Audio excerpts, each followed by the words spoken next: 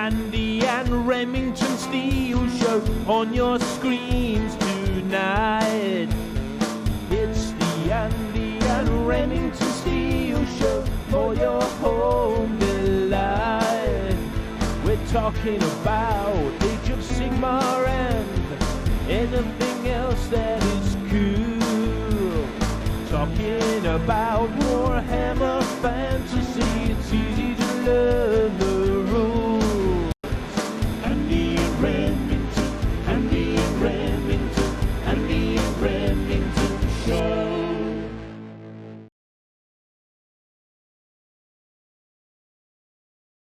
Welcome one and all, once again to the Andy and Rem Show. This time, episode 132, Pile of Shame. And as we remove this skillfully handcrafted episode thumbnail, see that, as usual, I'm joined by Mr. Remington, who knows a thing or two about shame, let me tell you. Who's to blame for your piles of shame? Hey? Only blame yourself. That's what I say. Welcome, everybody. Am I coming through in perfect HD now that I've got super fast broadband speed directly to you? It does look pretty high quality, actually. No, it. Less pixelated than usual for now. See if that holds up. But it does look pretty good so far. It's a good sign. So, Pile of Shame is obviously the topic this week, and we put out the rallying cry for people's piles of shame to be deposited on our various social media feeds, and a few did trickle in, but not quite the torrent that we expected. But we are going to deeply probe them all and cast our critical eyes over them and determine how much shame each person warrants feeling. I think that's going to be quite exciting. But speaking of exciting, obviously people tune into this show for multiple reasons, one of which is to track Remington's stock market voyage. And the words all-time high were sent to me in all caps shortly before the show. I assume you've got some exciting news for us. Yeah. As the world comes crashing down with news of a second COVID resurgence and the highest rate of infections in the USA and in Europe as well, everything's come crashing down except the number one company in the stock market, which is impervious to such insignificant matters. Would this be Remington Industries? This would be Remington Industries trading as Games Workshop Group.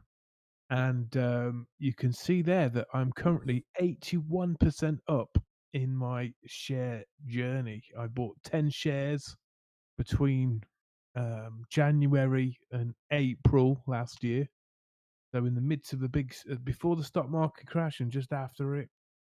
And there was some nervous times there, but I held fast and held steadfast. And you can see now that I'm reaping the rewards. For it's not timing the market, it's time in the market, which clearly counts. So you can see Games Workshop all-time high of £111.70p at that moment in time. So that is absolutely fantastic. There was a time, Andy, when I was telling you, can Games Workshop hit £100 a share?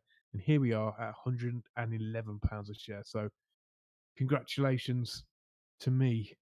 To Remington Industries. So I think you've definitely earned yourself these steadfast and stubborn special rules during all this. Thank you very much. We'll see if you stay in there a little bit too long, though. As you're currently on your way up on the roller coaster, and you will have the chance to bail out before it plummets. But will you take it? I feel bad about bailing out though, because I feel bad now. I've taken you with me on this journey, and if I sell them all, will you all be upset or? Well, it depends what you do with the money. Remington's stock market voyage finale could be when you buy something. You could buy at least a Gargant with that much money. Well, why buy anything? Why not turn it into something that's going to double in value yet again? Well, if you keep doing that forever, will you actually have anything, or will you just have these imaginary numbers written down on a screen somewhere? Well, well, that's a good point, Andy, because it is just a number written down on a screen, really, isn't it? Until you actually trade it in for something. So Until you do something with it, that's all it is. It's just yeah. in the clouds. Well, my answer is Bitcoin. Not REM coin. We could do a REM coin. We could definitely do a REM coin. That could be the new big thing. And then you could have a Andy 2D6 coin, which could be like the sort of the value cheap version, like the penny stock version of the REM coin. I don't know. I'm not sure about this whole REM coin malarkey now that I've mentioned it. Not Hey, sure what's it's. that? Written below, which Coven merch available now? Yes, Fantastic. it is available now, actually. And in fact, I could show you right now, in fact, because I've got it loaded up on the screen if I can find the right window and not spoil anything else from the rest of the show. See. There we go. Look at this. There is the delightful Witch Coven logo, created by our crack team of artists at Radbat Designs. Link available in the description.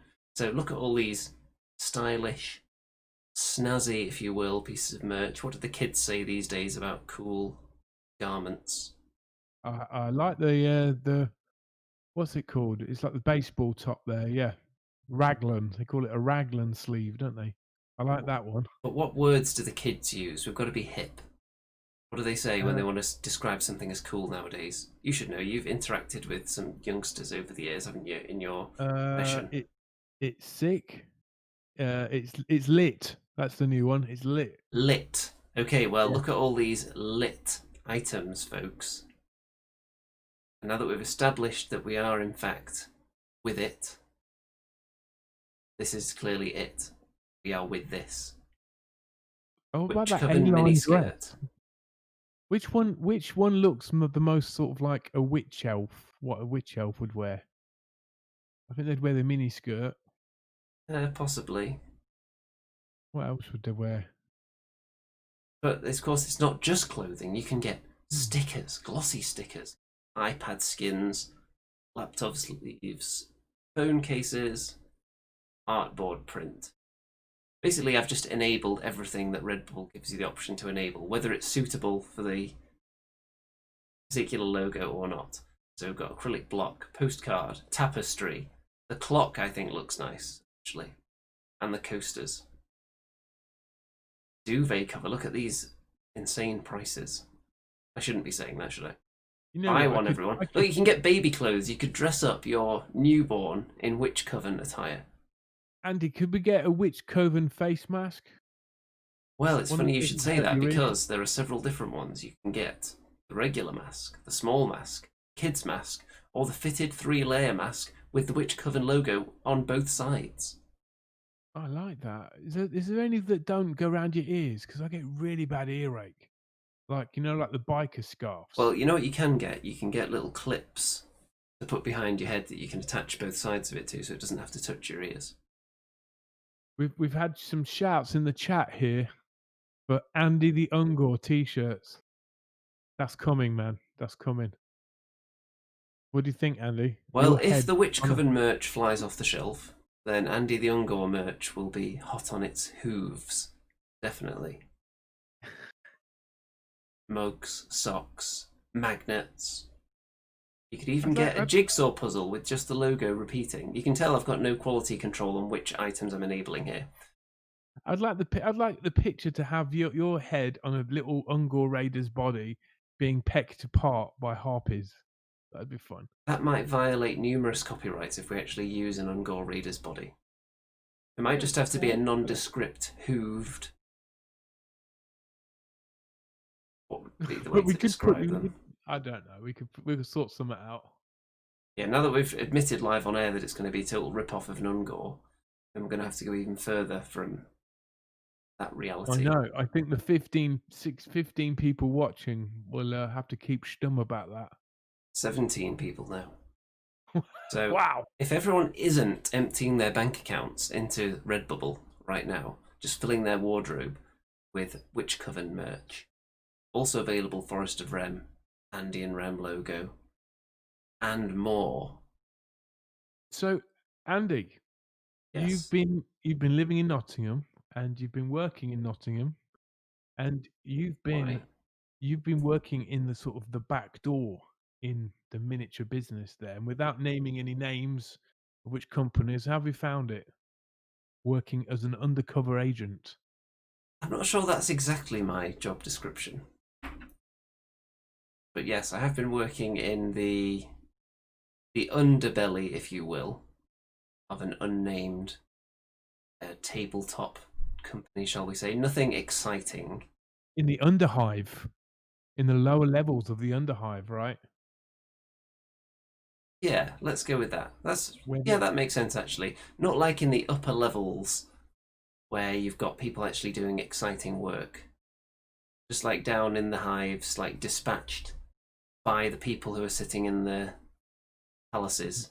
in the ivory towers there. So what are you learning? Head down into what was that in the Necromunda rule book that they do? Head down in there and like harvest the corpse juices.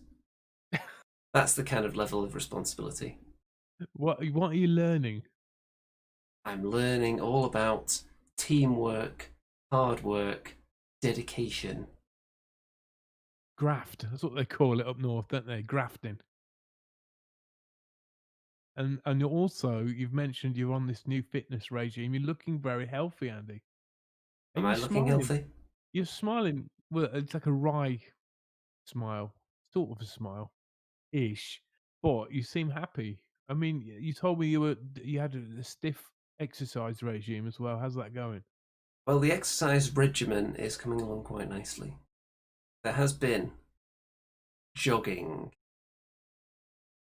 Shocking as that may come across to some people. Is that something you've ever dabbled in, Mr. Remington? I went on a run last Monday actually, against my will. I was told it would be half an hour, and it was an hour and 45 minutes. An I was hour and ab 45-minute run. Hope you did a vigorous warm up before that. I think I walked half of it, to be honest. I walked and then ran and then walked a bit, and it was like all through muddy fields and everything. It was like, do you know, like in Lord of the Rings, where the company of the ring gets separated, and they're basically running after that orc party that have stolen the halflings, and That's how you they're felt. they're like running for like weeks, and it's like, how does a dwarf in full armor even walk more than run a couple of miles, let alone over that kind of landscape, which is exhausting, by the way. Is that how you felt exactly? Yeah, Like a dwarf that had just been running for a week after a yeah. hobbit. And then we got lost, so it took even longer getting home. And yeah, that sucked. And it gets dark an hour earlier now too, so that sucks again. What can you do? I Wow, wow, find wow. solace. I find solace in writing part two of the Witch Coven, which we're going to have later on. That's going to be awesome. It's going to be spice-tacular. That's a new word I've just. And I think it's going to catch on. So let's dive into some Warcry stuff here because we looked at it in depth last time, but we've got these relatively spicy little terrain features here now. They've got a bit of a spotlight on them, and you can Oh, yeah. see What are these from? these are Warcry. Oh, I didn't see them in the picture. Is that with the Well, this box? is a spicy new revelation. Let's see. Do you have to buy these separately? I don't know. I'm not entirely sure whether these come in the box or not. Someone let us know because I don't want to read this whole thing. That sounds like research and preparation, which is something we gave up on long ago on this show.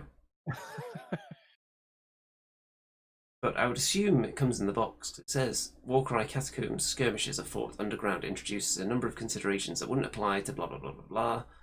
And there's all the stuff. Yeah, There I are think also this is the dungeon box. features that utilize the terrain in the set. Oh, Maybe I don't know. Maybe this is all extra stuff you have to buy separately then. I think it's an extra I know what. box. Let's see. William says yes, they come in the box. There you go. Oh, Confirmation. Yeah, just what I thought.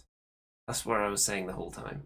I wonder So, what happens when you pull that lever. You see that lever there? well, let's see if it has anything about that, shall we? Wall breach. Wall breaches enable your fighters to pass through walls that would otherwise be impassable. So yes, when there's a hole in the wall, you can pass through it. And That's exciting, isn't it? So there's a wall. Now there's not a wall. Therefore, it's a wall breach. I wanna play Warcry. It looks good. Arms stash. Any fighters can make improvised use of nearby arms stashes against their enemies. So a big stockpile of weaponry. Looks very Stormcasty, doesn't it? Nice. What weapon would you choose there, Andy, if you Actually, there's had a a corn shield as well. It you had a depends what moment to foe decide? I'm facing. You're facing a Minotaur, If or I'm they're facing not a called that anymore. Minotaur, you don't want to get too close to it, do you? So you probably want to go for one of these longer swords, or maybe that kind of pokey weapon there. Can't tell exactly what that is. Probably want a shield as well. Yeah, Just you got the like big poke it from storm. a distance, defend yourself. Yeah, but it's a bit flimsy. He could just brush that aside, couldn't he, and snap it in two. Would you go for the sword? The double-handed broadsword, yeah, definitely. Try and decapitate it with a single blow. Yeah. Add one to the attack's characteristic of attack actions that have a range characteristic of 3 or less, made by fighters within 1 inch of the arm stash. That's like a lot of complicated words for something extremely simple there. I think it's because they use the word characteristic twice, and it doesn't flow. But they want to make the rules very, very clear, you see. Cursed caskets. This is, of course, where Remington sleeps. Venture near a coffin in a dungeon is always risky business. There's always a chance that the long-dead corpse may rise from its interment and lash out at the living. Or perhaps it's protected by a good old-fashioned ancient curse. In any case, you've been... I've slept in a coffin before, for many a week. Well, it's like on a tour bus, which and the beds on a tour bus are a bit like coffins. You've got the little curtains on the side, you open the little curtains. It can get quite cozy after a while, you know. These days, they have, like, you know, little lights inside it, and you can plug your phone in, and they got a little TV screen in there. Yeah. Remington's restful coffins. I got depressed for a bit, and I didn't wanna leave it for I didn't wanna leave it at all. I just wanted to sit in there, lie in there and read. Is this $1 million idea? The Wargamer's coffin. Got your Well, little did you paint know, set up in there. I saw a program about Tokyo, life in Tokyo, and they had these, like, business hotels, but that were just, like, the size of little coffins. It was like a cheap place to stay. Yeah, what do they call them? Like capsule hotels, is it? Something like that. Yeah. Seen Pretty those. safe though, right? It's not like anyone can burst in there and steal your stuff, is it? Because it's like, Well, what stuff could you even have in there with you? So tiny. well, you'd have to cradle it in your arms, wouldn't you? So it's not so Cradle it lonely, like a really. classic metal nagash. Yeah, you can't get lonely in that sort of size box, can you? Because it's not. There's two people won't fit. Batsuka says micro hotels. Micro hotels, that's it. Yeah, that's the way forward, man. So that's presumably what the cursed casket does. It just allows you to have a restful bit of a nap during the game. I'm not even going to read the rules, I'll assume that's the case. And let's have a look. So you can tell us about the rest. Are they going to make us tune in every day to look at different informative nuggets on these different things? Yeah, I liked Unless it though. that's it. Those are the only ones with rules and the rest are just decorative. That's clearly some kind of hatch to some sinister location, probably overflowing with rats. Or maybe I've just been playing too much Vermintide over the last few months. Well, there's going to be more of that coming. Now I've got super fast broadband. It's going to be absolutely ace. Yes. Non-stop rat slaying action leading straight into Vermintide 2 as well, which is going to be also spice-tacular. So there's four war bands you can buy now, isn't there? For like, well, you can get the Caradron Overlords for Warcry, little box of those. You can get what they're called, the Crypt Ghouls, Flesh Eater Courts. You can get a Skaven one. I can't remember the fourth one. It wasn't that tantalising though. That's probably why I don't remember it. Are you thinking of dipping your toe, your big toe perhaps, into the blood pool of Warcry? Maybe the Well, shallow not end to start with? yeah. Well, knowing me, if I bought the box and I'm tempted, it might take me like 6 months to even paint it all. Better get started then. Ugh. So yeah, I think I'd rather have a game of it first and see if I like it. But I do like the miniatures that are coming out for it. That's for sure. Yeah, especially the witch elves one. Well, I'm sure you'll end up with those regardless. Yeah, And then so whether you end up playing the game or just selling them, who knows? well, Speaking of selling things, actually, yeah. I'm going to bring up some pictures now because, as you know, Remington is the one around here known for selling all his armies. However, I am actually to sell a couple of things. Not because I'm about to become homeless, don't worry. Although, actually, I should have said I am about to be turfed out onto the street, shouldn't I? That'd get the Patreon funding through the roof. So, People have been wanting Annie back on the show, and any kind of guest just to spice it up. do you not think the show's spicy enough? Well, if you want Annie on the show again, just go to any of the Bad Squiddo social media outlets and just nag her into oblivion to be on the show again. I'm sure that won't annoy her at all. So, let's bring up these pictures here that I've prepared. So, this is my undead halfling army for Kings of War, Ooh. and it's extremely heavy, takes up a lot of space, and because they're all metal, it's difficult to take it anywhere. Someone who doesn't even drive a car like me. So I think it would be better rehoused at this point. It's really, Because really well presented, Andy. it's kind of just getting in the way for me. If you want to see more pictures of this, I'll show you a few now. But anyone out there who maybe would be interested in purchasing this army and picking it up from the Nottingham area, then let me know and I can send you more pictures. And all the underside of the bases are even covered in a magnetic sheet, so the box they go in, they're fairly protected in there. It's just so heavy and unwieldy and takes up a lot of space. And space is at a premium at the moment. So something has to go, and I think it's going to be these guys. Just because they are so heavy. One of those models is called Roderick Ambermead and Glitter the Dragon. It is actually. And the reason why I know that is because I've got one. I haven't painted yet. Well, I've painted mine as a ghost back there, as you can see. All the skeletal halflings are. Let's see. So there's a lot of skeletons. There are some ghostly chicken riders at the back there. I love those chicken riders, Andy. I hope you're going to sell me those ones.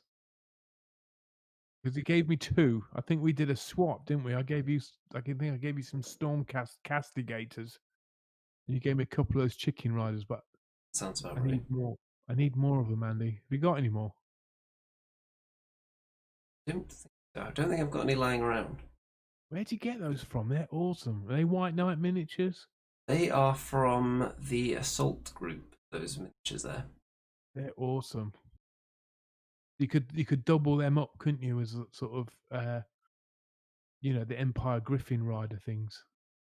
And one thing I'm going to just grab here. So the actual halflings themselves, I'm going to drop a link to, I don't even know if you could describe it as a company. Creates those. It's pretty much just a guy who had a dream to bring undead halflings to the world. And Majestic Feet Miniatures. In fact, if you just type it in on Facebook, that'd be easier. You can see some of their stuff. He's brilliant. Majestic Feet from the USA. He's just a big Warhammer collector, like old school, and he's just. I think he's got to the point where he's got so many miniatures, like he just decided to create his own dream army, wasn't it? Indeed. Battle Knight says TT Combat do undead halfling army now. They do, but they're a very different style. These are clearly extremely old school sculpted, all of these. classic, characterful. TD combat ones are very nice as well, and they have some different kinds of undead halflings. They have zombies in there, but these skeletons, very very nice indeed. So So if anyone out there likes these but doesn't want my particular army, then don't forget to check out Majestic Feet miniatures as well. this is a first. Sorry, this is a complete army then, right? Yes, so not only are there all the miniatures from these pictures here, but there's also the war machines there. What's that wooden thing at the back then? What does that do? You're talking about the embalming fluid golem, which is actually a Malifaux whiskey golem. Yeah. So that's what that is. And in Kings of War, this army can be used as League of Rordia, which are the halflings. It can be used as undead. It can be used as Empire of Dust, which are kind of like your Tomb Kings type army. And there's various entries in the army lists for all the different models that are there. There's also a few more characters that weren't in the main picture there, and giant crab, well, which I'm very proud of actually. I bought this. This is a Reaper crab, and I bought it thinking it was going to be huge. I was going to use it for something else, and then it turned up, and it was actually not that big, but it was the perfect size to fit on a chariot base there. Someone's been picking at its shell. Are you hungry, Andy? Fancied some crab? What have you Somebody's been? definitely been. I would suggest that when a crab passes on, shall we say, into the next life, its carcass does create a bit of a feast in the sea or on the shore for all kinds of creatures. And this one clearly came back to life mid. Let's spice this up. What do you think was nibbling on it before it was resurrected by some foul, depraved sorcerous Ah, deeds? something very beaky. Don't know. Carrion. Seagulls. So, anyone interested in this army, let me know. Send me a message somewhere, any of the social media outlets, and we can talk business. So let's get rid of that. It's not going to feel good, obviously, to get rid of an army, although Remington is the master of that. Have Yeah. you got any tips to hand over to me to get over the emotional turmoil of parting with Yeah. something that you've put so much time and effort into? Yeah. Take some more pictures of it. Have a picture. Have a figure in your mind that you want to sell it for. If you want to sell it for money, and then be prepared to come down on that figure by about 40%, and you'll be about there. Noted. Okay, But yeah, be let's. detached, Andy. Be detached. I mean, you can always paint. People shouldn't be too attached to just that. It's just stuff, isn't it? And you got the enjoyment from painting it, and you can always do it again. You know. That is actually the only army that I've got a best painted trophy for, which is down here. Let me just Wow. find. I think it's this one, is it? Yes, it is. So let's see if we can actually see the text on Are you there. going to throw the award in with the sale? No, of course not. So this was from a Kings of War tournament, the Art of War, it was called, and Best Army Award. There you go. So that sits proudly on the shelf, and I'm not going to drop it live on air. But as you know, most of my trophies are for supreme generalship rather than painting. Yeah. Did you ever win with that halfling army? Have you had a game with it? I've had plenty of tournaments with them. I haven't won a tournament with them, but I have got some second and third places with them. At least a couple. Incredible. For a halfling army to come second in a tournament is phenomenal. Let's see. I've definitely got a third place, which I think was boosted to a second place trophy because the person that actually won was like the backup player for the tournament who wasn't eligible for a trophy, so everyone got bumped up one place. Ah, so what's the attributes of the halfling army? That what they're good at? Are they kind of anvils or hammers or Well, that's skirmishers? something that's irritated me in Kings of War, actually, but we're still waiting for the actual full-on halfling army, because the League of Rordia is made up of halflings and humans, and of course most of the good stuff tended to be humans. So that always got on my nerves a little bit. But Kings of War Halflings are supposed to be coming at some point. I think the whole production line for most of these companies has slowed a little bit with the whole global Yeah. pandemic situation, cramping their Yeah. style a bit. So Do you think the world will ever be the same again? I don't maybe know. not. Skip says halflings are so cool aesthetic wise. Yes, they are. And A Feared of Monkeys says keep them, they're halflings, they can't take up that much space. Unfortunately, they do, and the sheer weight of them because they're 100% metal. And they need somewhere where they've got freedom to roam. They need to be free range halflings, not cooped up. So, I think Age of Sigmar needs a sort of a halfling-like race.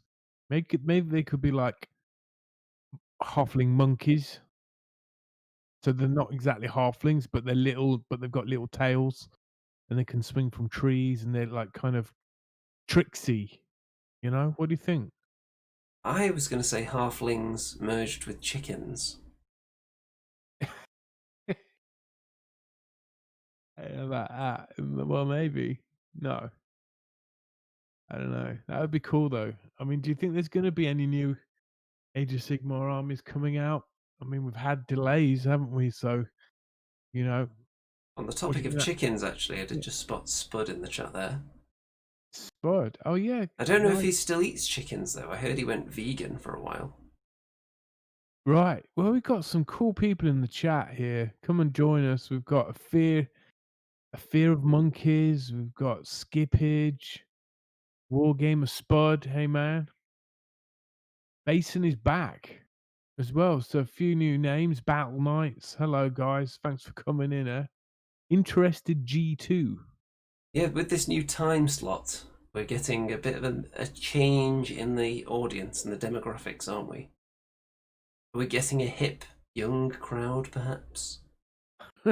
Battle Knight says I've been working on a Shield Maiden Halfling army. Wow. Shield Maiden Halfling. Where'd you get those from? I'm into that. Nice. You have to tell us which miniature line provides the models for that Shield Maiden Halfling army. Okay, it's enough staring at this Warcry terrain. Let's move on to the next picture, because, Mr. Remington, this is a painted model of yours. Yeah, I thought you'd like this because you've been bugging me for ages. Have you started your Necromunda figures? Now, this is not only my first ever Necromunda. It looks better in real life. You know, when you zoom in like that, it's like, okay, my paintwork looks a bit splodgy, but it's like my eyes aren't what they used to be. I mean, but That yeah, it's happens not with bad. age, doesn't it? It's not bad though, is it? For my first Necromunda slash first ever 40k ish miniature I've ever painted that. So I'm pretty pleased. I've gone with copy the artwork from the box. Look, you can even see a nipple there, can't you? Impressive. Or is that just because I don't water down my paints? I think that's probably it. It needs a bit of tidying up, doesn't it? But the problem is that it's nowhere near as big as what you can see as on your screen. It's Let's like get it to tabletop distance, shall we? it's the size of like half my little finger. There you go. You got them out on the table. Excellent. How many more have you got to do now? I've got 9 more to do, but I do like these miniatures, the Eshin, they're wicked. So yeah, I'm I'm just working on the second one at the minute as well. That's about 2/3 of the way there. Yeah, I'm getting through them. I'm looking forward to having a game. I nearly bought the I wouldn't call it expansion, but they're sort of like elite clan Eshin. Now, you keep I need calling them that, but isn't that a Skaven thing? oh, sorry, yeah, Escher. Yeah, there Escher you go. even. Sorry, man. Uh, yeah, but I didn't because I don't fall into those traps anymore of buying too many figures. Paint the ones you've got and then buy more. Well, it's funny you should say that because our topic, of course. Are you ready for some shame analysis? Whoa. That's tiny. Okay, this is Remington's pile of shame, apparently. So it's not very hefty for someone who's been in the hobby for close to 1,000 years. Talk us through Yeah, this pile.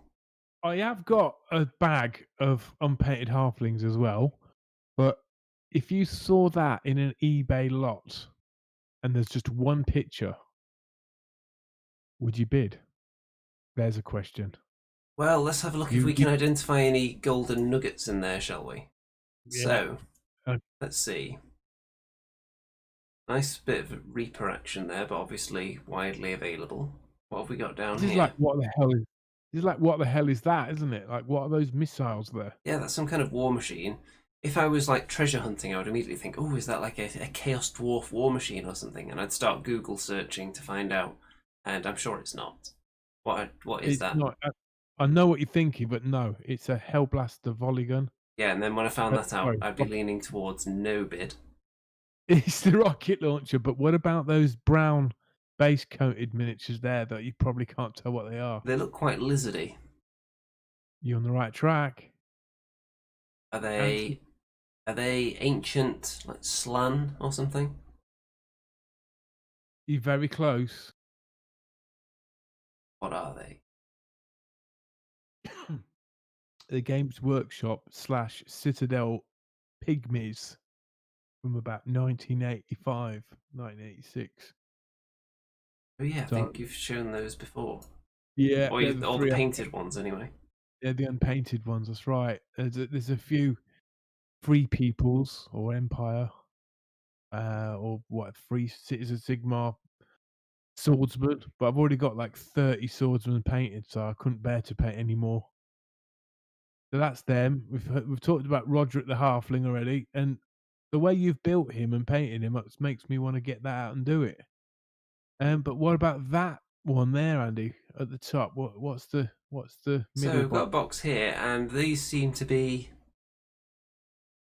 some kind of spear wielding short folk, shall we say?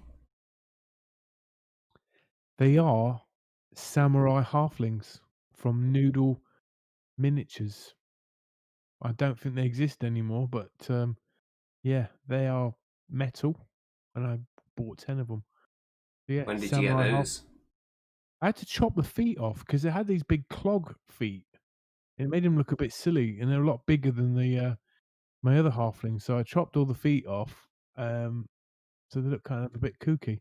When did I get those? Must have been about 5 years ago. And you chopped all the feet off. Yeah, and then I put them on these bases that look like wooden planks, so it kind of looks, it kind of looks legit. Well, I think the new Space Marine's a bit too tall. I might buy some of them and just hack the feet off so they match the rest of my Space Marines. Well, it depends what they're wearing. These guys are wearing like kabuki like kimonos, so their feet could well be hidden. Okay, so I'm not seeing any like true, like ultimate golden nugget I would want to get my hands on because it's something I've sought after for a long time. But what about this box here? Now you should be able to see something of value in there, surely. Let's have a look. I haven't Nice. zoomed in more. Okay, what have we got in here then? You tell me. Have we got some more pygmies in there, perhaps? Yep, but a different brand, not Games Workshop ones. And what's Can't remember. this? What's this thing in the top right here? Uh, recognize him? He's a Not at the moment. champion. He's a champion of Zinch, but his weapon broke off, so I had to fix him up and put a ghoul arm on his arm, so it looks like he's whispering in his ear on his Oh yeah, shoulder. that would make it difficult to tell who it is. I can't remember the name of him, but yeah, that's a fine cast model. And then you can just see a little metal miniature there that's face down. It's a wood elf. In fact, there's two wood elves in there, and there's also a dwarf at the bottom, a very particular brand of dwarf, Well, this is and a very giant. exciting. But are you ever going to paint any of these? I've had these for yonks, man. Uh, They're bringing you I shame. Are they ever going to see paintbrush? well, those halfling samurais, I've got 10 of them. I've painted 5 of them. They look a bit kinda cute cartoony, I think. Will I? Will I, won't I? Well, I've got these Clanisher I wanna paint. Um, and then I did something a bit silly last week. I subscribed to Mortal Realms magazine, and I started the issue off at 31, but when the confirmation letter came through, they've started me at issue number 5. So I'm about to get like 30 issues of Mortal Realms. I'm about to get like hampered with a bunch of plastic miniatures all over again. But hey ho. Well, that's enough of your shame. Let's have a look. This isn't much of a pile of shame for me, I'm afraid, because my shame is kind of compartmentalized at the moment across boxes. It's not really in a pile. So, you can see the boxes though, and I can assure you that most of my shame has been disposed of actually, because I sold a lot of unpainted miniatures, which is part of this pile of shame topic. If you're not going to get to something, when do you draw that line and say, you know what, this thing is not bringing me any joy in my life, I'm not going to do anything with it, let's push it out there into the world and someone else can harvest some enjoyment out of it. I'd love that. That as an eBay lot, just with the one picture. Be a mystery box, wouldn't it? It's full of mystery and there's like a hint at things you think there could be like nigh on 4 or 5 armies in there. What's in the Canon HDMI box, you know? I can tell you there are miniatures in there actually, because when I moved, miniatures were packed into any available box. So are these like the odd figures or are Kind they of. They're basically project boxes. So anything that I'm working on is in a box, apart from actually, just remembered, there's some stuff over here as well. Got all my Kings of War Night Stalkers down here, aren't in the picture. Also got my unpainted relics Orknar, which are behind me somewhere back there, and they're not in the picture either. But in this one, let's have a look. So, oh, you can actually see the brand of the. I think they were apple Oh, pies or something that came in that box. what happened to relics? People used to put out Well, someone keeps bringing up TT Combat in the chat. Who was it? Someone presumably being paid by them to mention them all the time. But TT Combat bought out relics from Tor Gaming and then created one miniature about 3 or 4 years ago and then sat on it and did wow. nothing. That's And kind of like they've what just big allowed it to fester and rot, unfortunately. that's what big record labels do sometimes. They just buy buy record contracts and then just don't release anything from the artist. You can see here there's a bit of an Abyssal Dwarf grotesque in there. Yeah. One that was left over from making the unit. Any Games Workshop stuff in there? There is actually, because in that tub, you can't see it, but in that ice cream tub, there are spare wings I didn't use on my crypt horrors. What have we got in this one?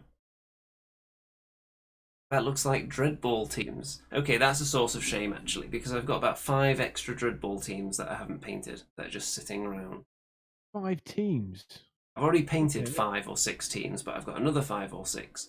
Every time there's a Dreadball tournament, usually they have something on like buy a ticket, get a free team, and I always get really excited about these new teams and then think, actually, I only play it often enough to warrant like the 5 teams I've already got painted. I don't use all of them as it is. So can I really be bothered painting another one? And usually the answer is no, so they end up in this box. So there's like a sumo kind of looking Dreadball team in there. Let's see what else we've got down here, if we can actually identify Sumo team. anything. That sounds cool. They look kind of sumo-ish. Are the teams in Dreadball, you know, like orcs and elves and things like that? There are orcs in there. Futuristic orcs. So it's very Christmassy up there. So down there, all the green, I think, are something from Mantic, no doubt. I've got some Mars Attacks stuff somewhere in there, I possibly. love that. I love that film. And that's just a bits pile there by the looks of it. There are a lot of Dead Zone miniatures as well. Dead Zone Forge Fathers, which like their Space Dwarves are in some of these boxes. This is a bit like your Dead Zone, isn't it? These couple of shelves of dead miniatures. There's the Forge Fathers down there. You can see them. They've been painted in blue, but that's as far as they got. And there's more boxes down there, in fact. Yeah, they've got to go, Andy. The whole lot. That's what I say. Tabletop Minion says, "Look at you being all organised, fancy." Yes, so my pile of shame is very organised and into neat little compartments. So if I decide I want to work on that project, it's just all in one box. That's just a random base box. Pretty obvious there. So that's not much Andy, of a project. you're just teasing us. We can't really see anything. Well, What, unfortunately, that's how it's what going to about be. what about our fans? Have they sent anything in? Well, it's funny you should say that because there were several responses, and I've handpicked the best ones, i.e., all of them, and I'm going to show them to you right now. So, this one, let's see, this is from Gorehammer. I believe this was on the Discord server, which everyone should be joining right now. But look at these shelves. So, there's all these boxes of unassembled or unpainted stuff. You've got Blood Bowl, so you got Beasts of Chaos, something or other, Fenrisian Wolves, all kinds of. Wow, who's this then? This is Gorehammer on Discord. Nick. Gore Chosen there, Beast Grave. He's got some mangler squigs up there at the top. The whole beast grave, but gore chosen. I Yeah, sold now my I box. haven't screened these pictures in detail beforehand, so I'm not responsible if there's any kind of foul content in among the hobby stuff that I haven't noticed. Right, Andy, flash sale. Okay, you see this as one whole lot. What do you think it's? What would you pay? Flash sale. What would I pay if, assuming everything that's pictured here actually has the miniatures in the box, It, either it's on the like sprue or maybe it's just like when you assembled? buy a house in Scotland. It's like a blind bid. You just have to bid. You only get one bid, and you might win it or you might not. So if you go low, you probably won't win. Well, all this stuff here, assuming it's all in there in the boxes, don't see how you could possibly make less than £100 if you just whipped it all straight on eBay afterwards. You'd make more than that, I'm sure. 100? No, you get way more than that. That's your bid, £100. I'm afraid you're out of that, Andy. That's that. There's some Blood Bowl, that Blood Bowl magazine there. You've got the squig hoppers. They're not mangler I'm squigs, talking if you want to turn a fast profit, that'd be the first cheeky bid. Without looking at it in great detail, you'd make but more than that. there's a couple of Citadel boxes there, and that's stuff that you can't buy online. You have to buy. Well, you can buy it online, but it's like not made to order. But you don't see them in the shops anyway. You can get Well, them from Warhammer World. if you delve right in there, and there's some things that you can't even tell at first glance, Sisters of Battle there. Nice. Yeah, the more you look at it, the more value you see because more pops out to your eyeballs. Yeah. And it depends what's in these boxes at the front here as well. Yeah, it's the bottom shelf on sale too. I'm saying on sale. It's not really on sale, is it? We're just There's a like, carry case there, an old Citadel carry case. So I'd like to know what's in there. That Realm of Chaos book there I've just spotted. yeah. There's a carry case there that could be full of miniatures. Who knows? Yeah, so I'm boosting my bid with every new item that I spot. I'd want to see what these are. Are they White Dwarf magazines, maybe? White Dwarf magazine's clearly worth nothing because I've had my entire White Dwarf collection, which runs from issue 97 up to about 300 on eBay, and it's not had a single bid on it. Oh. Obviously, no demand. What's in those vials? Are they like samples of wee wee? They are like opponents' tears, I think, from over the years. Every time an enemy unit is slain, get the little bottle up there. Some of them have turned a bit though, so a bit aged. Those ones. That one looks a bit more fresh. What's in the Beast of Chaos box there? I can't read the small print above it. Beast of Chaos. Let's zoom right in on that. It's not that tree, is it? No. Endless Spells, Beasts of Chaos. Oh, in the spells. So this contestant likes 40k, but he's got a number of 40k armies, doesn't he? He's obviously got the wolf space marine guys. Then he's got like some, imperial stuff. And some Then he's got Sisters samples. of Battle. And he's got some chaos stuff. Xbox 360 controller. Yeah. So this person has bitten off way more than they can chew, haven't they? They've Yes. probably got at least 5 different armies from 3 or 4 different game systems. Yeah, looking at all this stuff now, I think I'd up my bid to 200 at this point.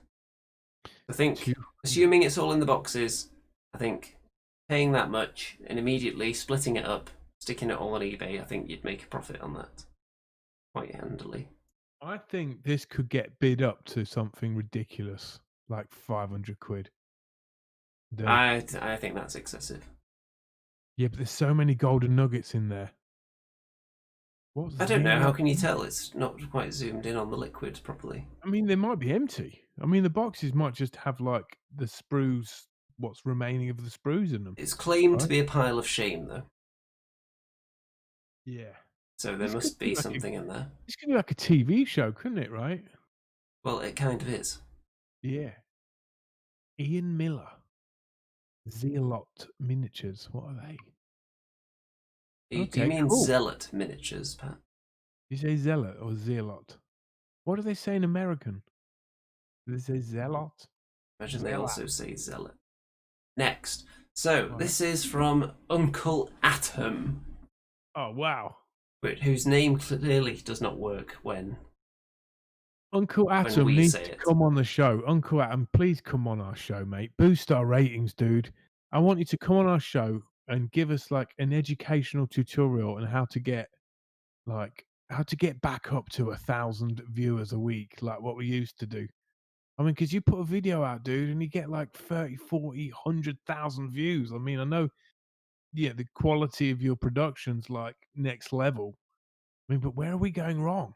Well, why don't we make our production quality next level and see what happens, and then Well, ask for advice if that doesn't work? well, I have. I mean, I've got super duper internet, Andy. I mean, it's down to you now. But we don't Well, have fancy pants tricks like this. Look at the focus here. that's All the big YouTubers are doing it, you know, that shallow focus where you just focus on the person's face and everything in the background is blurred. That's the way to do it. so. Are we looking at? Is this the only bit of shame? This great sword, or is it everything behind him on those shelves? Is that Well, the the worst actual shame? post was, here is my pile of shame, which is a great sword. Ignore all the stuff behind it. So I'm guessing that the stuff behind is the actual pile of shame, and it's been blurred out because it's so shameful. It's kind of really. It's nicely organized though, right? It's like each one of those shelves could be like a whole different gaming system, or even a different army. Well, at this point, you're using your imagination, though, aren't you? That's what I Because love you about have this no little idea. game. It's like I could spend like easily 2 or 3 hours just rummaging around them boxes. Be great.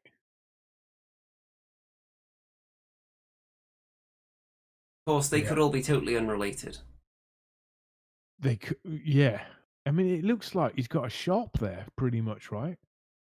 It Atom looks used to like, be a based on the pipes I can see, I would guess this is his basement of shade, where anything that he's not working on gets dumped down there, and maybe he does his filming down there as well, and this is like just out of sight, so you never see the extent of the horrors.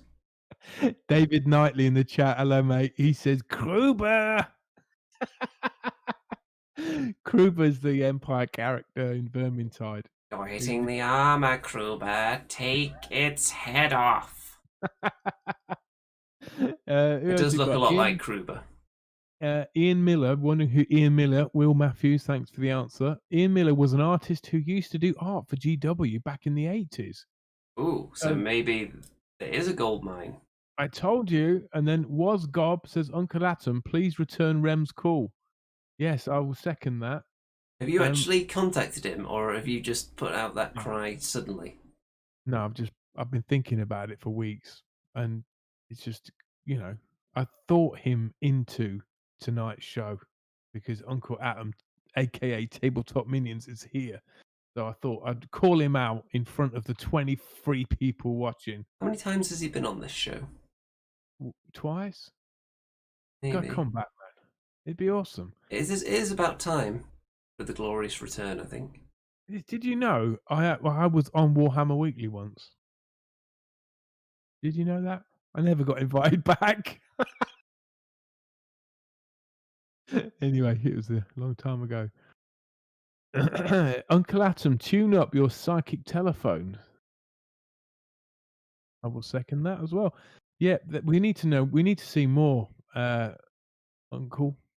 I can't see enough there. I mean, I can't make out any of those boxes behind, Yeah, but I so know I'm sure that he's probably got a video on his channel, like a guided tour of his shame. but let's If say not, then he's going to do it. you're a trader, Andy, and you've just this has been revealed to you, and you have to do a blind bid now. Well, if all those boxes have Yeah. miniatures in them, if you can give me that much information that there are miniatures in all those boxes, then I would bid. If they're all GW, or most of them are, because you're going to get the higher value some of the other companies, I would say I would go for a couple of hundred again. Looking at that, Oh my God, you're so yeah, tight. I'm very generous. You're so tight, man. I'm gonna say I'm gonna times that by 10 easily. 2 grand. They could all be like monopose Bretonian bowmen. No, they're not though. They're all different coloured boxes. There's box sets. There's like there's 2 grand minimum.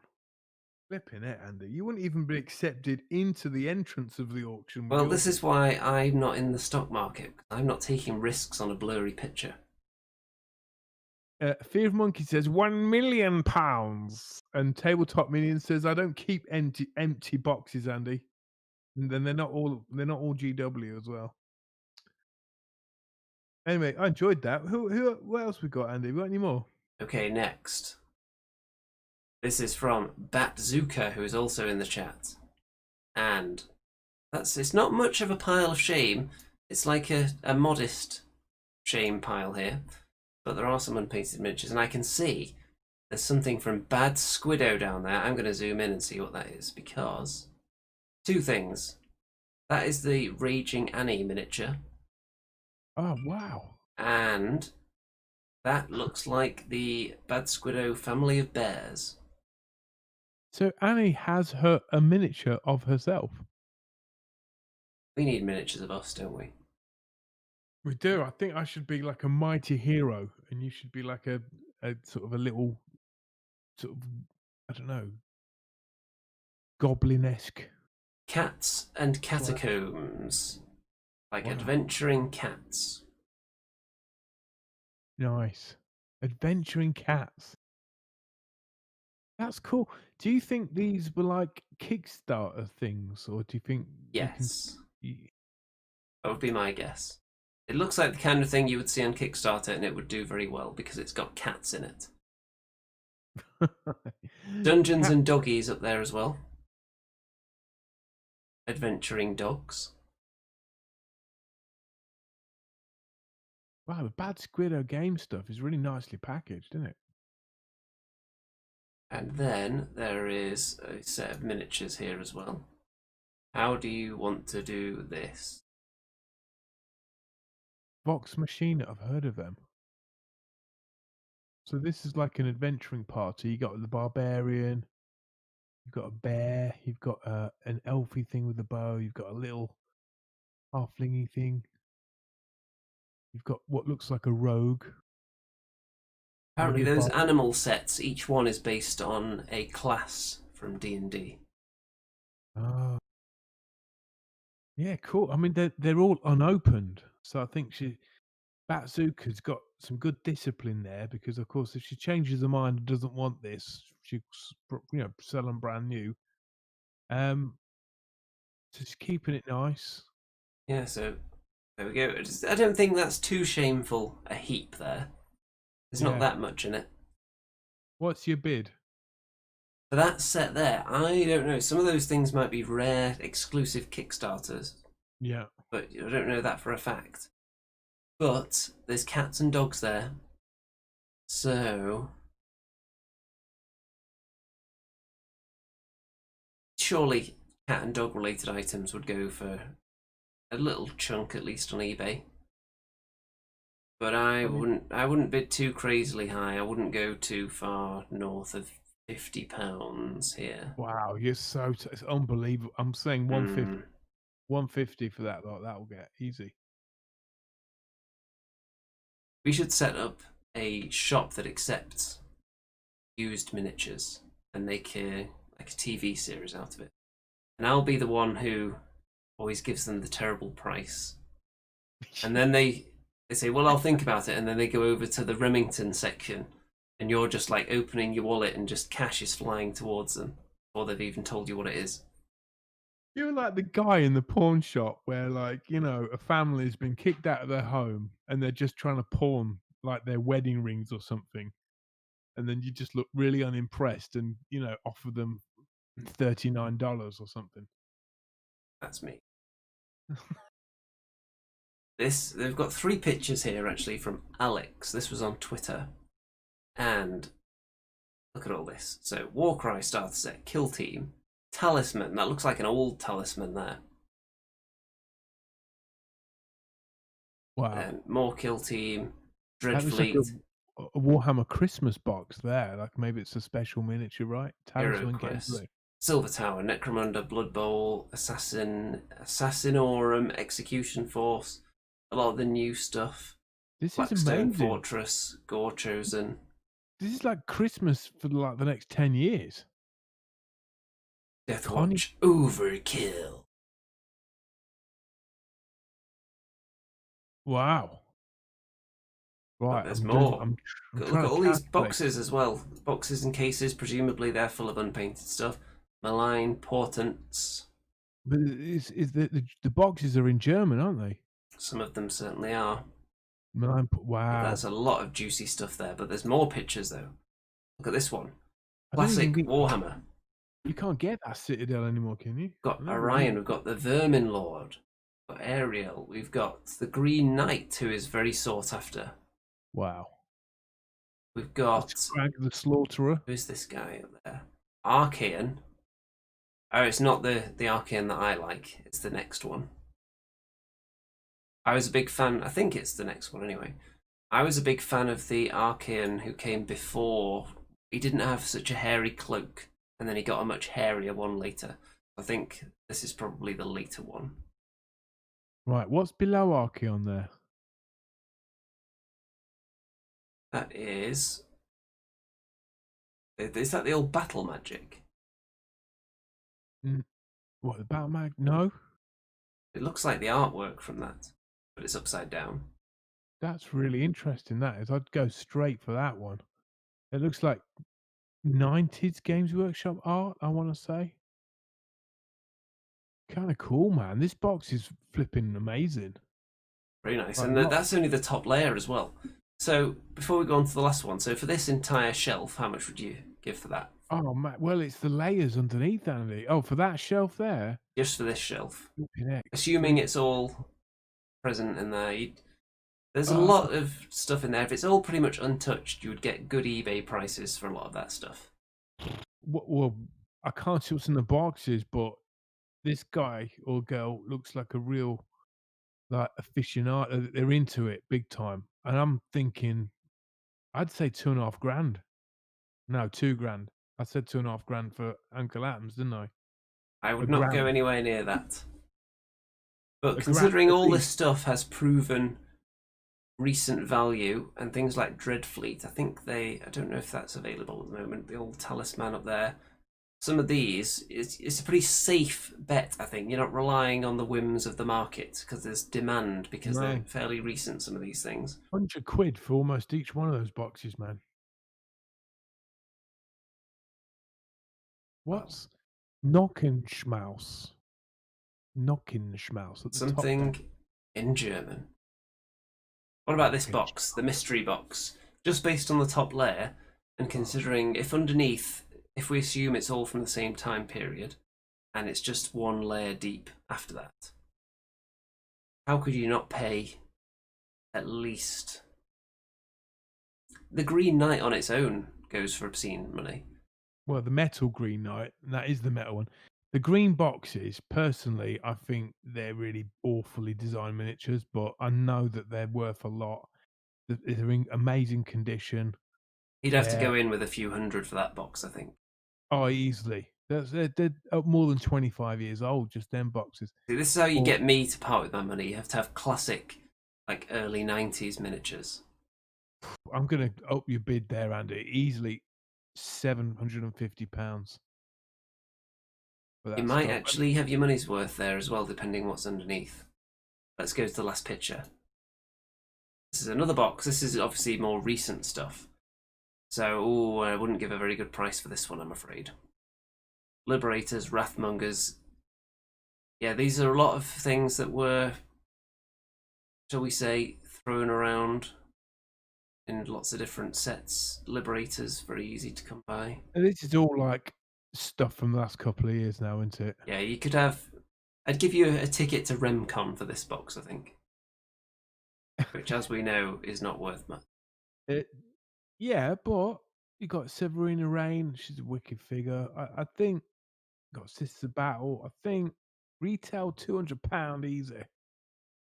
But the weird thing is that it's a really varied box. You've got a Corn box, Liberators, Gobblerpalooza. That's 3 different armies. You've got some what are they called? Snuffler Squeaks, Scragrot the Loon King in there. So, but that's 3 Age of Sigmar armies, and then you've got some System of Battle stuff.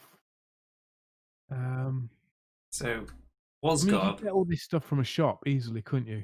It's not like yes. I found a pot of gold here that no one else can get.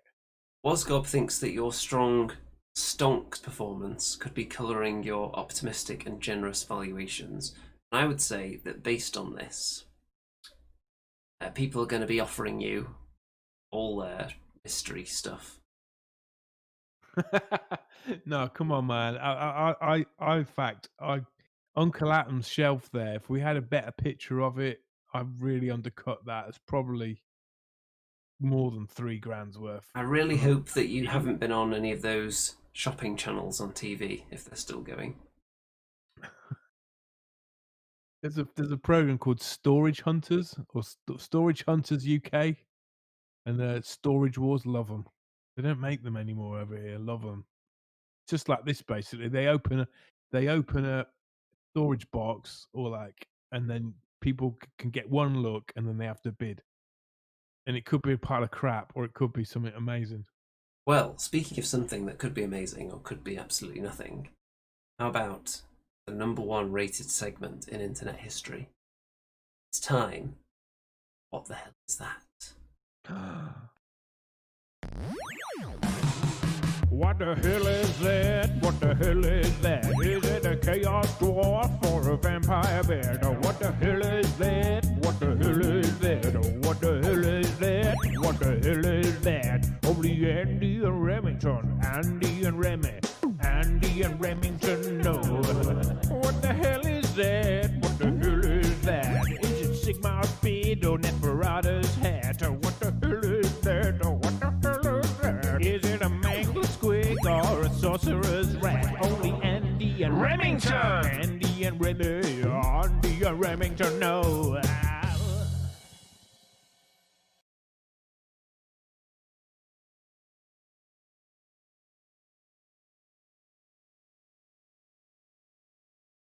What the hell is that?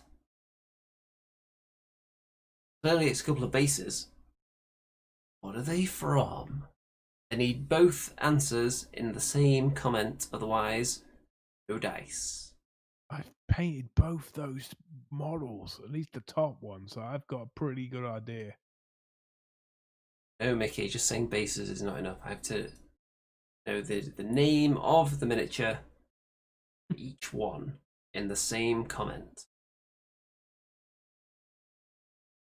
You don't have to give me like their full name, just a vague, a word that's unique to that model, perhaps. And while you're looking, please give this video a like. We've got 9 likes and 23 people watching. Have we got any dislikes yet? No dislikes, but we've got a 50% like rate from people that are watching, which is like phenomenal. So I think our stats are looking great, if humble, you know?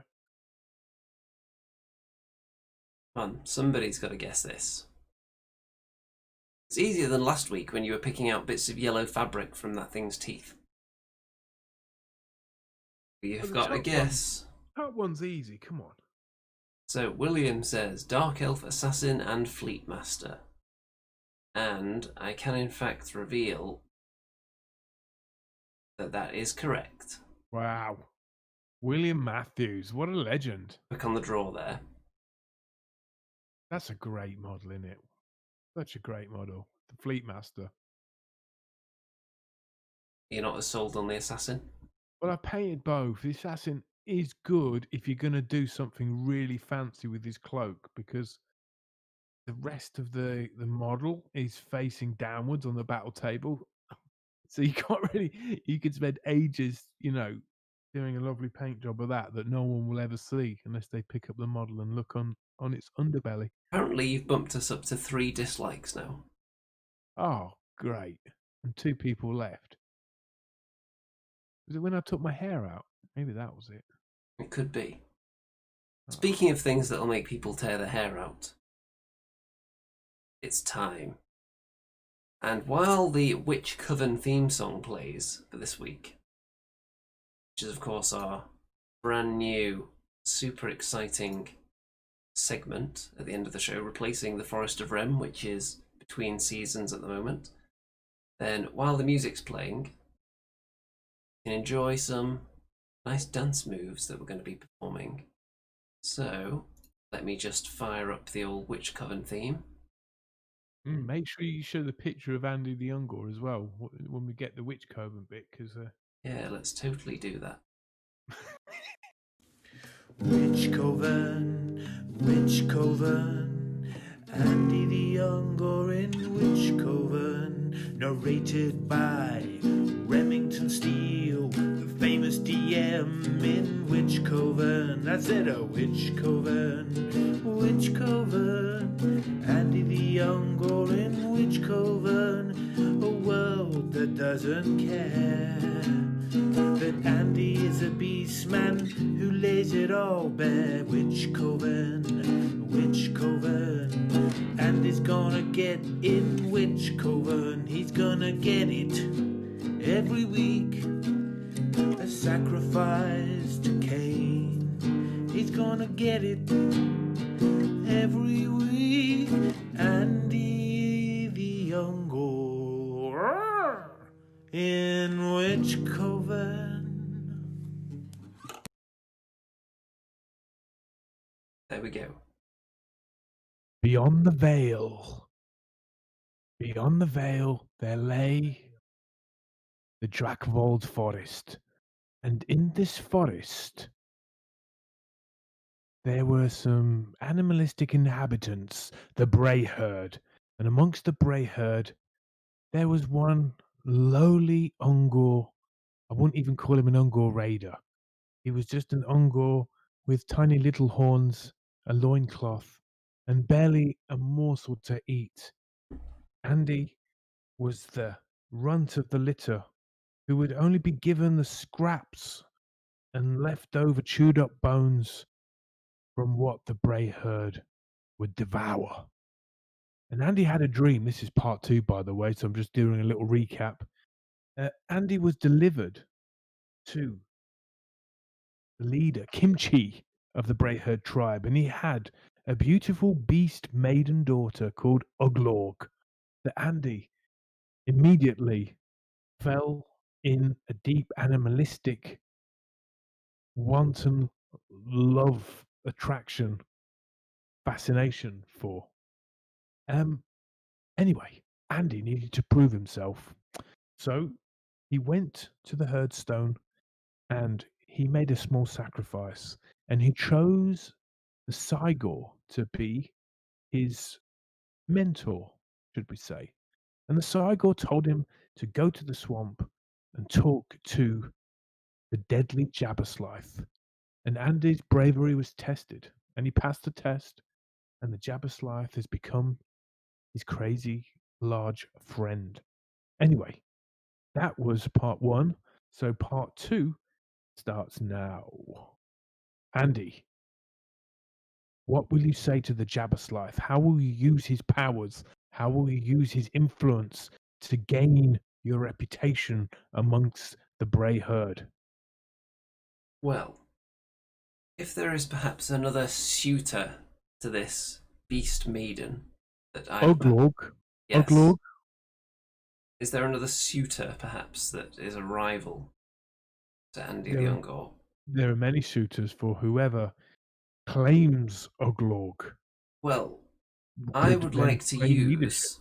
I would like to use the aura of madness to drive them to perform strange and foolhardy deeds to render them worthless as potential suitors. I like your tactic, Andy. Very good. Now, if you don't know what the Aura of Madness is, then the Jabberslythe has a special ability which causes all, um, I'm going to say enemies, but in this case, all beasts, human and beast, to perhaps enter the Aura of Madness, in which case they cannot fight. They get entranced in the Jabberslythe's weird, ugly, monstrous gaze, and they could do self harm. Andy, are you sure you want to do this? Well, you know what? I was shunned by the Bray herd and forced to eat the discarded bones left by the others. So I think this is what they deserve, really. Andy, you climb on the back of the slippery, slimy, toad like, hard skin of the Jabberslythe, and its little wings start to flap, and its huge, heavy, bloated body struggles against the light-hearted mechanics of the wings. They don't quite lift you off the ground. It's more of a, but the Jabberslythe is so huge, and mere foliage and trees can't stop its progress. And as you get closer to the Bray herd and the herdstone, you can hear the voices of the Bray herd assembling as they hear the crashing through of the forest of Andy the Ungor riding atop of the deadly Jabberslythe. Many who have never seen the Jabberslythe gaze in awe and wonder and dread.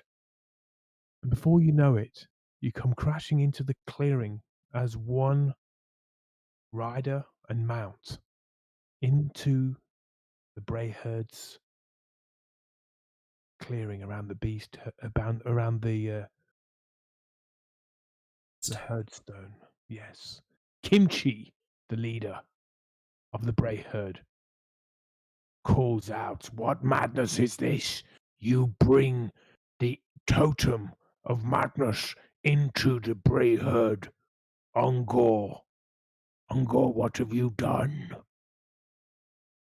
Do you challenge me? What is your intention?" Roll No. the dice. Roll the dice, Andy. It's time for you to activate the Jabberslythe's aura of madness.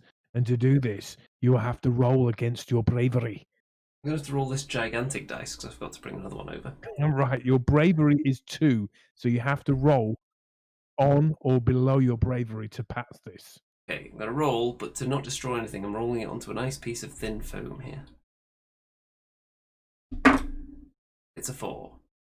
It's a 4. You failed the bravery test, unfortunately. Does that mean I'm But not allowed to challenge for leadership of the herd? I think there was little or no chance of that ever happening, Andy. So that's that. But You have rolled the dice. You failed in the roll. Nevertheless, the Jabberslife is happy to activate its aura of madness, and sitting astride of the beast, you aren't affected. But many in the herd are, and one of them is your beloved Uglorg, the Beast Maiden. No, that wasn't what I wanted. She starts hopping round, raving and braying and mooing and crying and spinning and slashing and slapping and scratching any who go near her. This And just sounds like a regular day in the herd to me.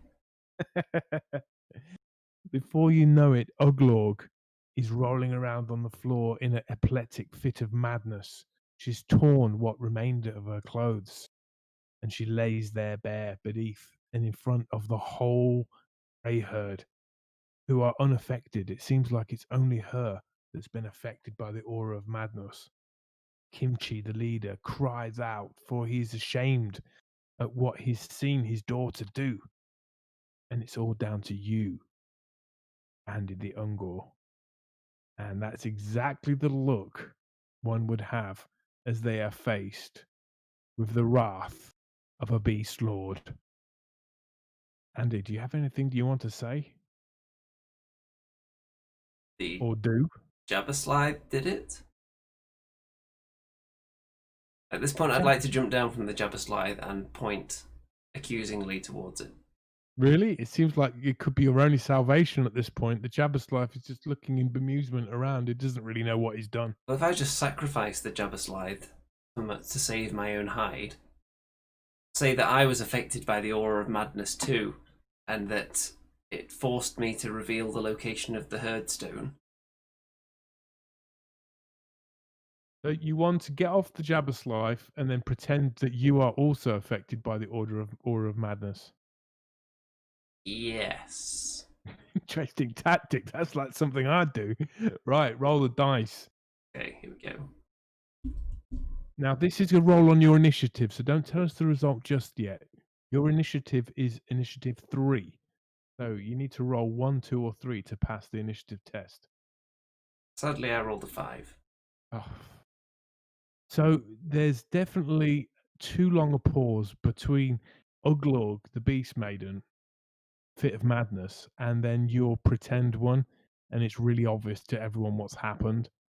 And the Jabberslide is now surrounded by beastmen with spears who are now poking it into, into a safer corner of the Drakvold clearing. And now you are totally alone, pretending to be mad, and you're rolling around. And you roll a bit too close to Uglog, the Beast Maiden, who, in her fit of madness, rolls on top of you.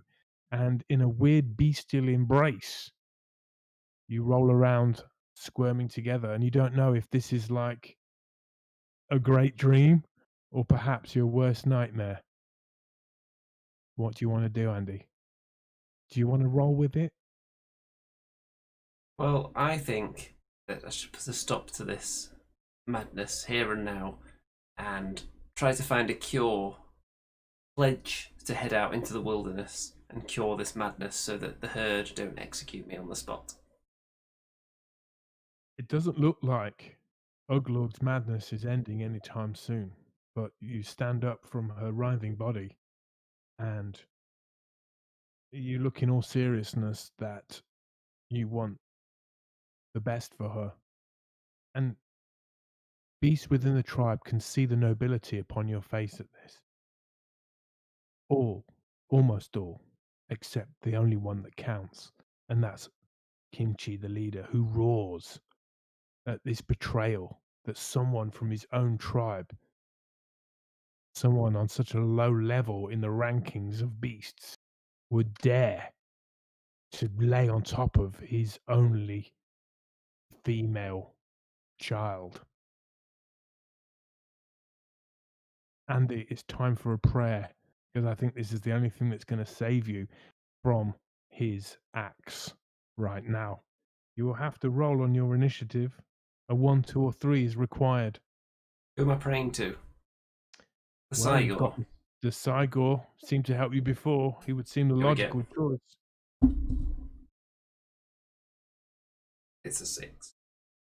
It's a 6, which is both good and bad. It's good. You've summoned the Cygor, and the Cygor, you hear a huge trampling on one side of the forest, and the forest clearing now is more like a huge flattened field because the Cygor, who is your sort of totem friend at this point, enters the clearing and makes a huge bestial sound and picks you up with one of his claws and looks at you with his big eye.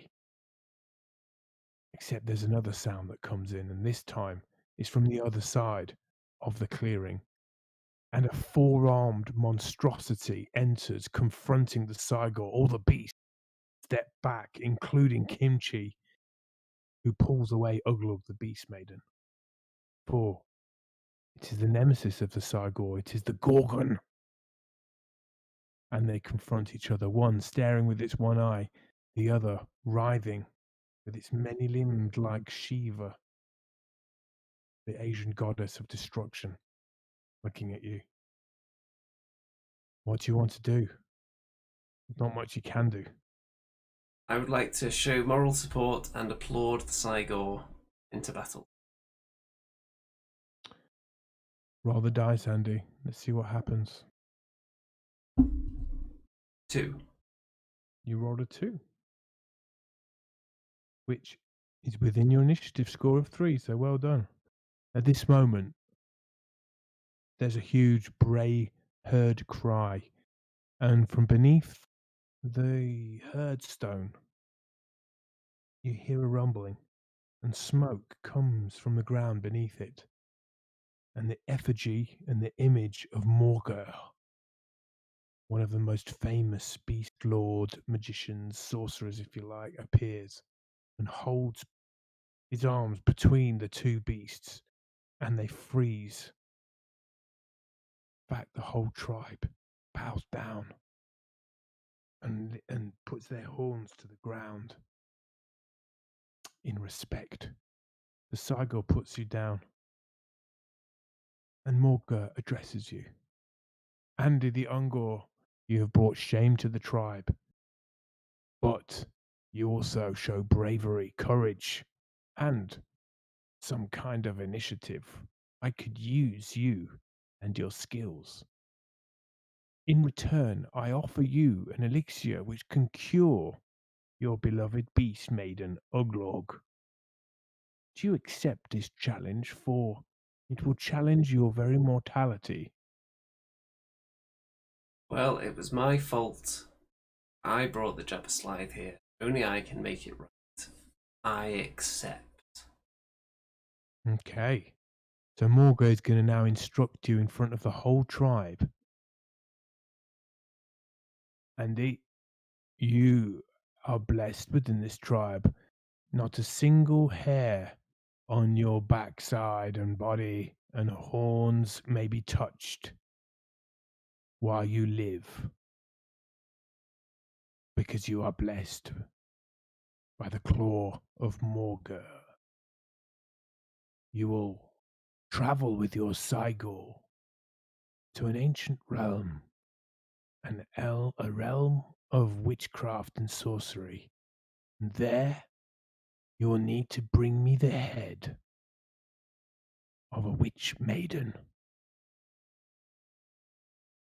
And if you can do this, I will give you your elixir. Deal. Really? Yeah, Okay. sounds fun. Do you have any more questions? Yes. Now's the time to ask. How do I reach this realm? The Cygor knows the way.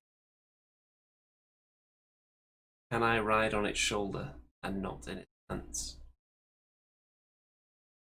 Yes, you may. Good. You will travel to the lands of Cain, lands of murder, and I ask you to bring me the head of the witch maiden. Oh yeah, can I get a bow as well? Just so I don't have to climb down from the Cygor to do any fighting.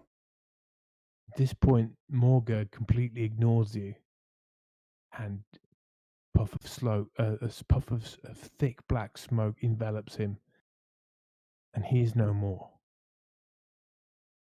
The beasts of the tribe look up at you in some kind of reverie and respect. Your mission is clear, Andy. The Cyborg will show you the way. And you will need armaments, you will need bows, you will need arrows, you might need some assistance. Maybe you can assemble a party. Who knows? But we'll find out in part 3 of Witch Coven. Witch Coven, Witch Coven, Witch Coven. As the song says. You did quite well there, Andy. Could have gone completely different. That was quite a roller coaster ride. I think everyone is looking forward to next week to see exactly where this journey of twists and turns lead us next.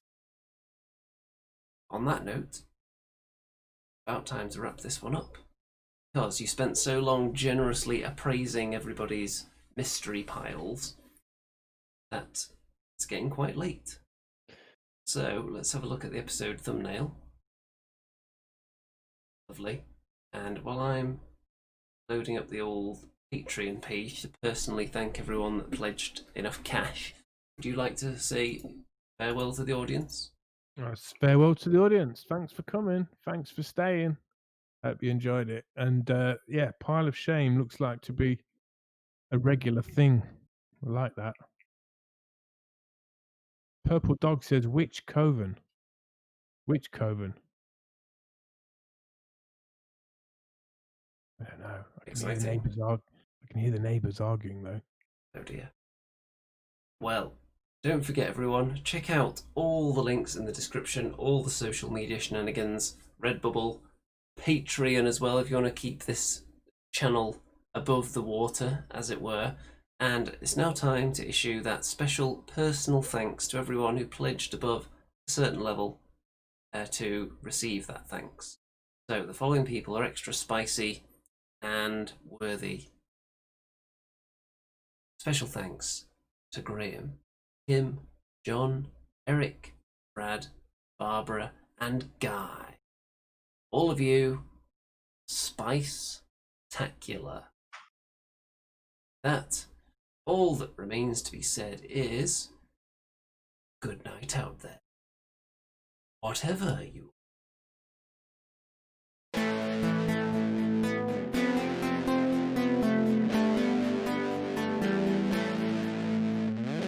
It's the Andy and Remington Steel Show on your screens tonight. It's the Andy and Remington Steel Show for your home delight. We're talking about Age of Sigmar and anything else that is cool. Talking about